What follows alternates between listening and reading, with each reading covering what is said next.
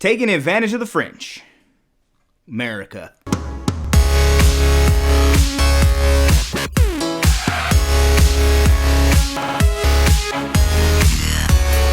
America being America, they want to start to expand and go westward. The Americans grew tired of just staring at the east side of the Appalachian Mountains.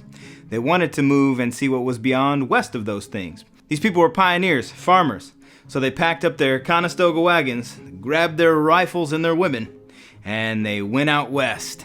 Yeehaw. There was a small problem in their westward expansion. Once they got to the Mississippi, all of the land from Louisiana all the way north into Canada to the Rocky Mountains, well, that was Spanish territory. And at first, Spain was more or less okay with allowing our ships to go up and down the Mississippi River for trade. But then they gave it up to the French. So now all of that Louisiana territory is owned by France. That's a problem. The U.S. land ended at the Mississippi. The Mississippi was extremely vital for U.S. trade because Spain would allow them to travel down the Mississippi into New Orleans, which was a great trading route because of the Gulf of Mexico. But in 1802, the Spanish, who owned the territory, stopped allowing Americans to trade on the Mississippi. They also in turn gave the property, which is called the Louisiana Territory, over to France. Jefferson believed that this was even worse for trade, and so he desired to purchase the entire Louisiana Territory. So he made an offer to France. He sent Robert Livingston over to France and offered a whole whopping $2 million. France saw that as a lowball and said no. French leader Napoleon Bonaparte wanted to create an American sugarcane empire.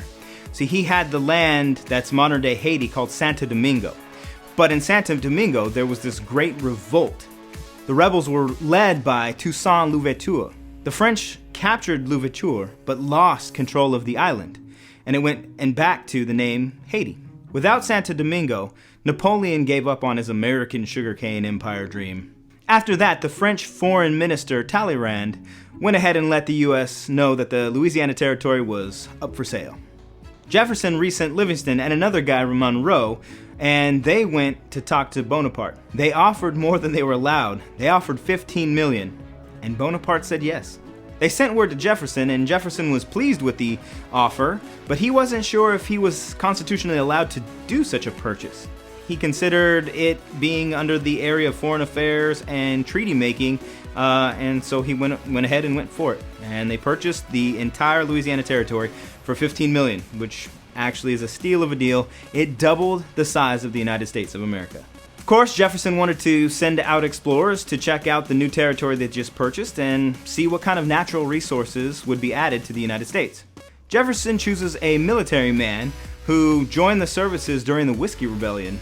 His name is Meriwether Lewis, and Lewis chooses William Clark to join him on the exploration. Lewis and Clark took scientists, hunters, scouts, gunsmiths, and cooks on their adventure west. They also took interpreters to communicate with the Native Americans that they would find. They wrote in journals and recorded everything that they found on their travels. The expedition left St. Louis in 1804, and they began their journey by traveling up the Missouri River. Federalists were totally against the Louisiana Purchase.